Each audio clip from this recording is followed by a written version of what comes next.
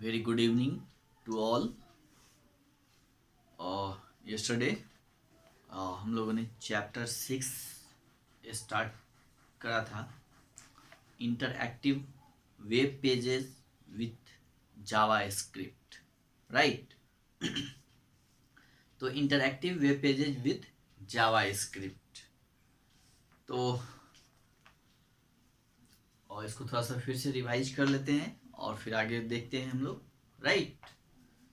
तो JavaScript क्या होता है? तो when you visit a website you must have notice that the web pages respond to our actions. यानी when you visit website, यानी जब हम लोग वेबसाइट को विजिट करते हैं, किसी वेबसाइट को, है ना, तो हमने ये नोटिस किया है, you must have notice that the web page respond to our action. तो वो हमारे एक्शन को वो रिस्पॉन्ड करता है ना। तो वो हमारे एक्शन को रिस्पॉन्ड करता है। जैसे हम लोग किसी भी चीज़ पे क्लिक करते हैं तो वो उस फाइल को या उस लिंक को जो है ओपन कर देता है, खोल देता है, right. They display content and change appearance according to the choice made by us. यानी हम लोगों के द्वारा जो उसमें चॉइसेस दिए जाते हैं, है ना, उसके अनुसार वो जो है कंटेंट के अपीयरेंस को चेंज कर देता है ना। हम लोग के चॉइस के हिसाब से वो अपने कंटेंट का जो है वो डिस्प्ले कंटेंट है, उसके अपीयरेंस को वो चेंज कर देता है, right. Such web page are called interactive web page. तो इस तरह के जो वेब पेज होते हैं उसको हम लोग इंटरएक्टिव वेब पेज कहते हैं, right. This is possible by script written for them, है ना। ये कैसे पॉसिबल होता है, ये कैसे संभव होता है कि हम लोग जो भी उसमें चूज करते हैं, जो हमारा चॉइस होता है उसके अकॉर्डिंगली उसका अपीयरेंस होता है, और जो कंटेंट होते हैं उसका अपीयरेंस होता है ना। और या फिर जो हम लोग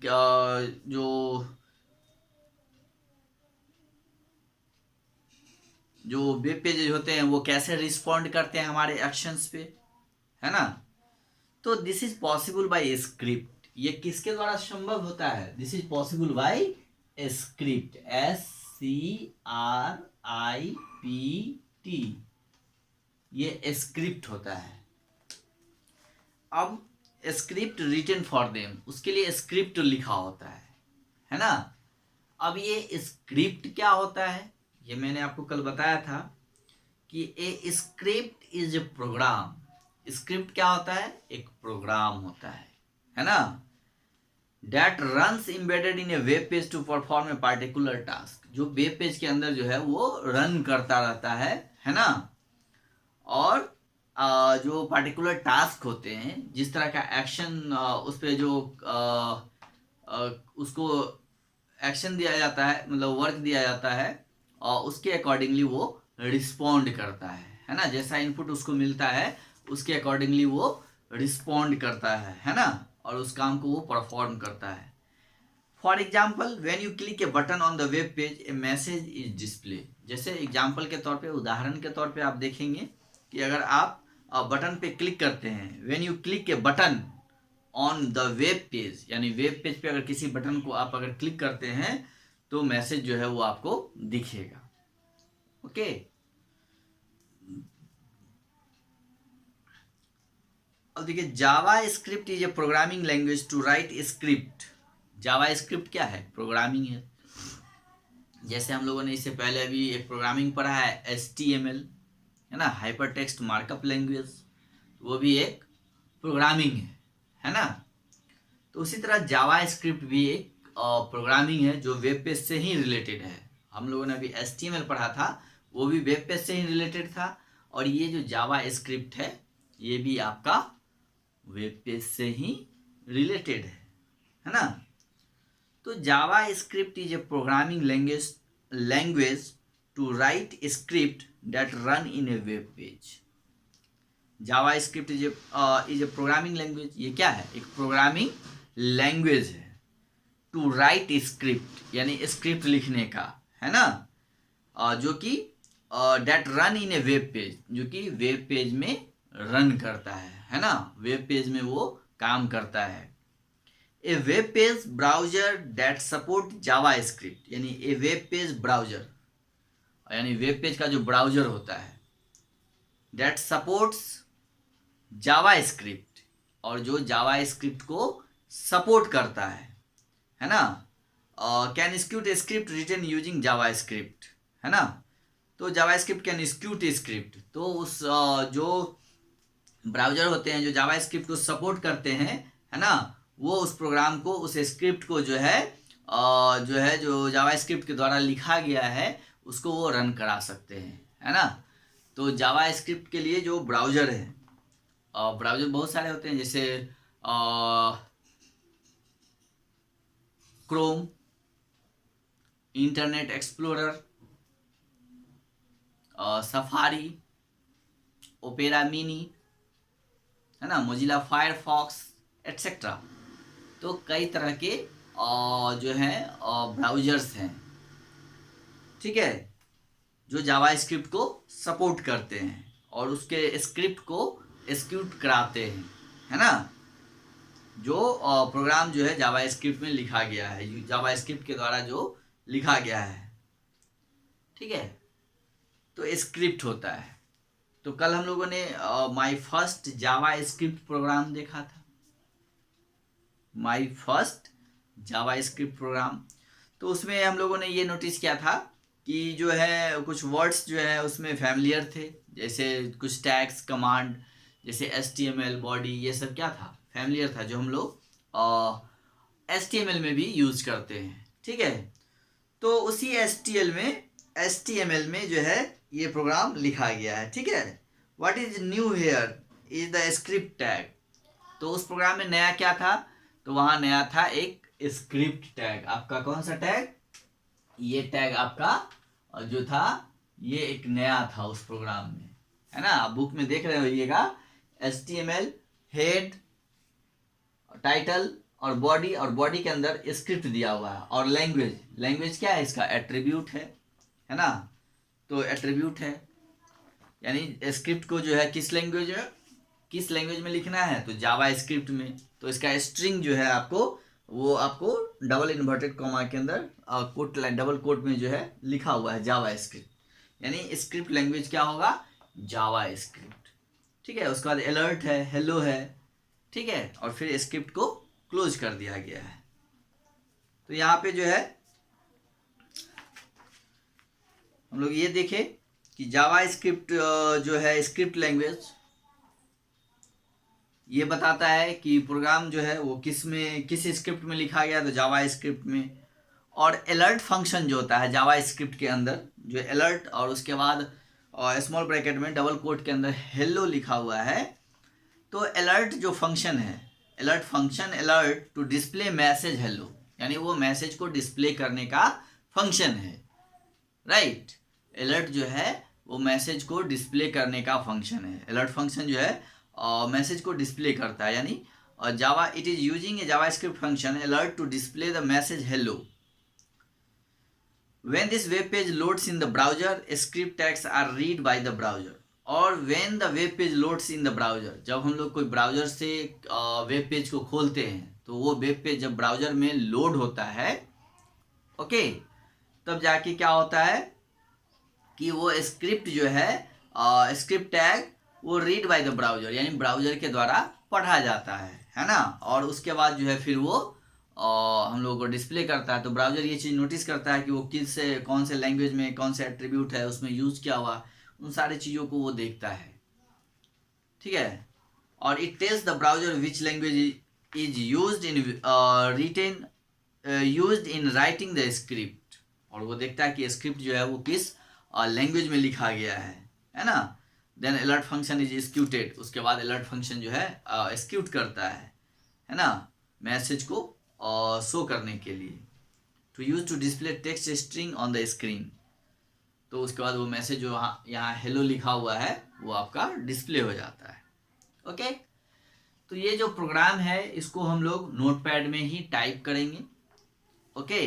वैसे इसके लिए और भी कई सारे बहुत सारे सॉफ्टवेयर एडवांस सॉफ्टवेयर एप्लीकेशंस हैं, लेकिन इस प्रोग्राम को जो है that are used in there are several advanced software applications that are used to design web pages with JavaScript, but here we shall use Notepad to create our interactive web page, है ना। तो यहाँ दिया गया है कि how to save and run JavaScript program, यानी program को जो है हम लोग कैसे सेव कराएंगे और कैसे रन कराएंगे। तो इसके लिए मैंने अभी बताया कि इसके लिए बहुत सारे एडवांस सॉफ्टवेयर एप्लीकेशन हैं, लेकिन यहाँ पे जो है हम लोग नोटपैड का यूज करेंगे, ओके, और इंटरैक्टिव वेब पेज क्रिएट करने के लिए। तो उसके लिए हम लोग नोटपैड में जाएंगे। नोटपैड जो है आपका, नोटपैड में जा करके और फाइल मेनू में जाके ये प्रोग्राम जो लिखा हुआ है उसको हम लोग सेव करेंगे, ठीक है। ओपन नोटपैड और वहाँ पे ये प्रोग्राम टाइप करेंगे, जो प्रोग्राम है ये कोड है, ठीक है। और उसके बाद फाइल मेनू में जा करके उसको सेव करेंगे, सेव ऑप्शन पे क्लिक करेंगे। फिर in the save as dialog box open, save as type, वहाँ पे हम लोग नाम देंगे फाइल का, और ड्रॉप डाउन में सेलेक्ट करेंगे ऑल फाइल, है ना। फाइल का टाइप में ऑल फाइल लेंगे, ओके। और type of the file name is the first .html, है ना। आपको ये ध्यान रखना है कि जो भी फाइल नेम लेंगे वो txt नहीं होना चाहिए, वो html होना चाहिए। तो फाइल का नाम जब हम सेव करेंगे जिस नाम से, उसके साथ .html को भी ऐड करना है, ओके। उसके बाद फिर जो है उसको सेव कर देना है। फिर double click on this file to view in browser, फिर उस फाइल को देखने के लिए हम लोग उसी फाइल पे क्या करते हैं, डबल क्लिक करते हैं, तो वो ब्राउजर में ओपन हो जाता है, ओके। अब यहाँ देखिए नेक्स्ट टॉपिक है आपका वेरिएबल। क्या है?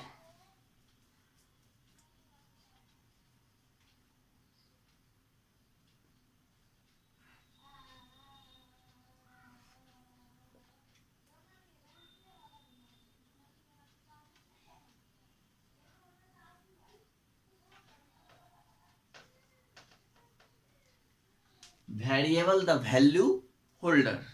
वेरिएबल तो आप लोग जानते ही होंगे, मैथ में पढ़ते होंगे, और वेरिएबल एंड कांस्टेंट, ठीक है। तो यानी वेरिएबल का जो वैल्यू होता है वो एक जैसा नहीं होता है, वो चेंज भी हो सकता है। लेकिन जो कांस्टेंट होते हैं वो एक ही होते हैं, एक ही जैसे होते हैं, वो चेंज नहीं होते हैं, ठीक है। तो वेरिएबल द वैल्यू होल्डर, यहाँ पे अब हम लोग वेरिएबल द वैल्यू होल्डर के बारे में जानेंगे। तो वेरिएबल क्या होता है? तो variable is a stored house for value. Variable क्या है?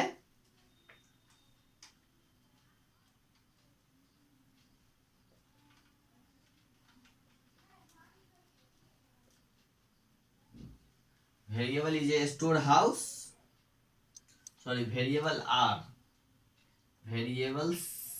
Are store house for value, ठीक है। वेरिएबल्स क्या होते हैं? ये स्टोर हाउस होता है, यानी किसी भी वैल्यू को वो स्टोर करके, एक वैल्यू को जो है वो स्टोर करता है, ठीक है। इसलिए इसको वेरिएबल्स को हम लोग, variables are store house for value, यानी ये वैल्यू का के लिए जो है क्या होता है, स्टोर हाउस होता है। यानी ये किसी भी एक वैल्यू को अपने अंदर स्टोर करके रखता है, तब तक जब तक कि हम इसमें कोई दूसरा वैल्यू नहीं देते हैं, है ना। तो variables are store house for value, variables stores one value at a time, यानी ये एक बार में किसी एक ही वैल्यू को जो है स्टोर करते हैं, right. Variables store only, sorry, variables store one value at a time, यानी वेरिएबल्स जो है एक समय में एक ही वैल्यू को जो है वो स्टोर करता है। If a new value is stored in a variable, the earlier value stored in it is lost forever.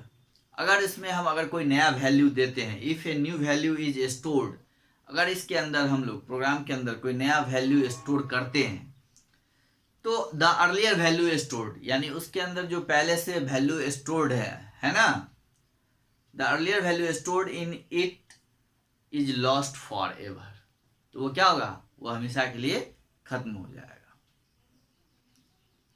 ठीक है।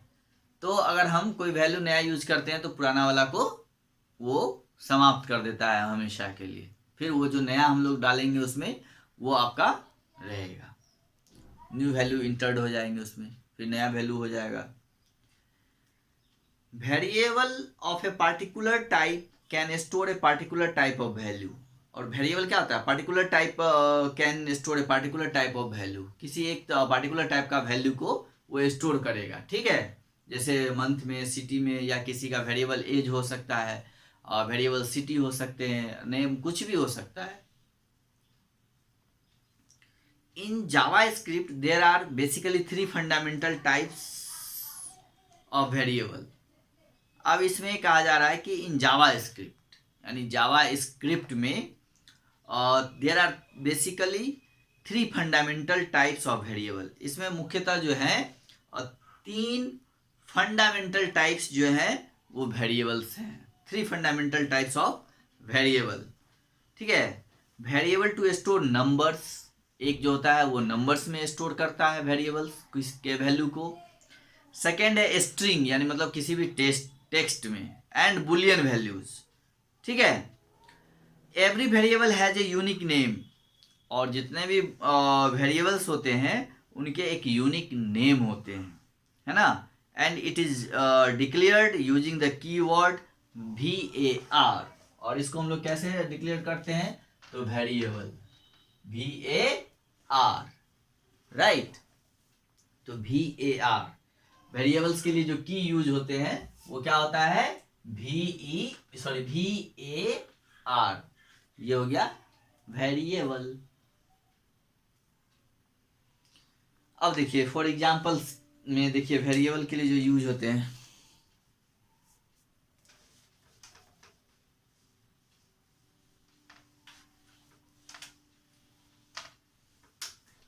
ठीक है। तो for every variable has a unique name and it is declared using the keyword VAR। For example VAR, ये m दे दिए, यहाँ पे equal to 1 हो गया, यानी वेरिएबल ये m से मंथ हो गया फर्स्ट। जैसे वेरिएबल सिटी ले लिए हम लोग, VAR CITY, तो ये क्या हो गया? यहाँ पे कोई भी शहर ले लिया, मुंबई, राइट। नेक्स्ट जैसे वेरिएबल एज इक्वल टू 10, है ना। तो आप जो है वेरिएबल्स के लिए कोई भी की जो है वो VAR आप यूज कर सकते हैं, ठीक है, VAR। और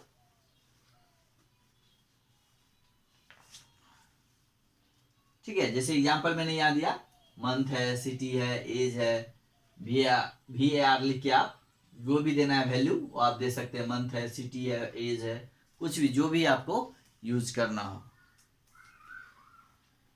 ओके।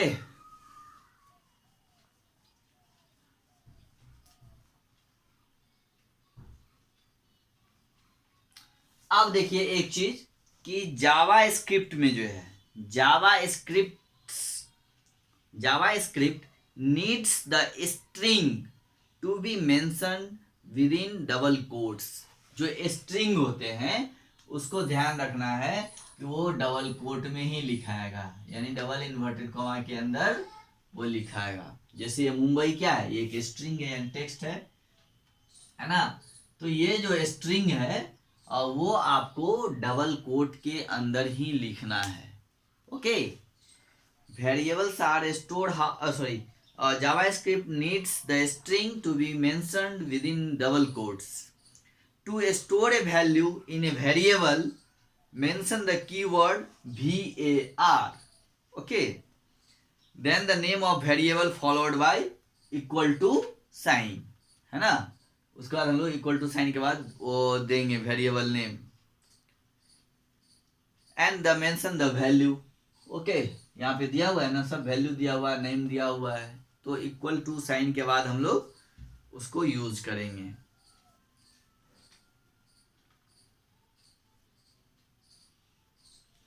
अब देखिए नेक्स्ट टॉपिक है इसमें टेकिंग इनपुट्स, है ना, कि इनपुट्स को हम लोग कैसे लेंगे इस प्रोग्राम के अंदर। तो there are many way to take inputs from the user in JavaScript. One of them is to use prompt. अब देखिए ये है PROMPT, प्रॉम्प्ट, राइट. तो ये क्या है? There are many way to take inputs from the user in JavaScript. यानी जावा script के अंदर है ना हम लोग कई तरह से इनपुट ले सकते हैं, दे सकते हैं. There are many way to take inputs from the users in JavaScript. यानी जावा स्क्रिप्ट में यूजर के द्वारा कई तरह से इनपुट उसमें दिए जा सकते हैं. यानी जावा स्क्रिप्ट कई तरह से इनपुट ले सकता है यूजर से. One of them is to use prompt. उसमें से एक क्या है आपका? ये प्रॉम्प्ट है. It is a built in function of JavaScript library. यानी जावा स्क्रिप्ट जो होते हैं उसके लाइब्रेरी में ये कमांड पहले से डिफाइन किया हुआ है इनपुट के लिए. ठीक है. तो it is built in a function of, ये पहले से ही बिल्ट किया हुआ है जावा फंक्शन में, है ना, in function of JavaScript library. अब देखिए इसका यूज कैसे होता है. तो अब इसके यूज के लिए हम लोग एक दिन नेक्स्ट क्लास में करेंगे. ठीक है. तो समझ में आएगा. आज हम लोग यहीं पे अब इसको स्टॉप करते हैं. तो टेकिंग इनपुट के बारे में हम लोग जो है अब अगली क्लास में डिस्कस करेंगे. फिलहाल जितना बताया हूँ मैं उसको आप पहले देख लीजिए फिर से, और उसके बाद हम लोग फिर टेकिंग इनपुट्स का कंटिन्यू करेंगे. और फिर जो इसमें है नेक्स्ट टॉपिक्स हैं कमेंट्स, उसको भी देखेंगे. और इसमें कुछ फिर सिंपल अरिथमेटिक्स हैं और भी बहुत सारे छोटे छोटे प्रोग्राम्स हैं इसमें, उसको हम लोग देखेंगे. तो आज इतना ही रहने दीजिए. Dates enough for today. Okay, चलिए इसी को आप लोग रिवाइज करिए, खुद से चैप्टर्स को, बुक को पढ़िए एक बार फिर से और उसमें समझिए. कोई भास्ट नहीं है और बहुत ही सिंपल है. आप 2-3 बार रीड करेंगे खुद से भी तो आपको कुछ कुछ चीज़ें और सेल्फ जो है आपको खुद भी समझ में आने लगेगा. ठीक है. बहुत ही क्लियर इसमें सारा चीज़ लिखा हुआ है. चलिए okay, have a good day.